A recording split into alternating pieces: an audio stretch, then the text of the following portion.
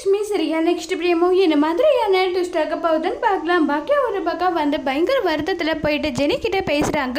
செலியன் வந்து தப்பு பண்ணாந்தாம்மா, அதுக்காக மறுபடியும் அதை பற்றி பேசினா உன்னுடைய லைஃப் வந்து கேள்விக்குறி ஆகிடுன்றாங்க. வேண்டாம் ஆண்டி, இதுக்கு மேலே இதை பற்றி பேச வேண்டாம். நான் குழந்தைக்காக மட்டும்தான் வந்து நான் இங்கே இருக்கேன், மீதி எங்களுக்குள்ள எதுவும் கிடையாது.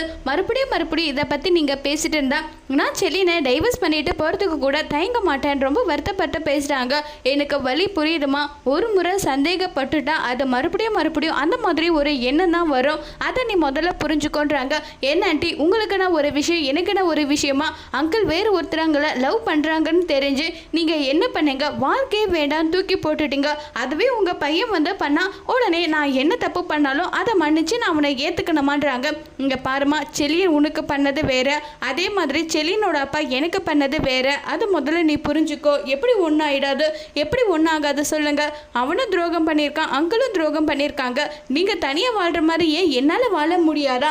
இப்போ வேலைக்கு போன கூட என்னால் சொந்த காலில் என்னுடைய பொண்ணை வளர்க்க முடியும். அது எப்படி முடியாது நீங்கள் சொல்லுவீங்க? படிக்காத நீங்களே இந்த அளவுக்கு இவ்வளோ பொசிஷனில் நீங்கள் வரும்போது நான் படித்து நல்ல வேலைக்கு போயிட்டு இருந்தேன், என்னால் ஏன் வர முடியாது? என்னாலே தனியாளாக நிற்க முடியும் ஆண்டின்னு சொல்லிட்டு ஜெனி பயங்கர கோபமாக பேசுகிறாங்க. இதை கேட்ட செலியன் இனி வந்து என்ன முடிவு எடுக்க போகிறாங்கங்கிறத வரப்போகிற எபிசோடில் வெயிட் பண்ணி பார்க்கலாம். தேங்க்யூ.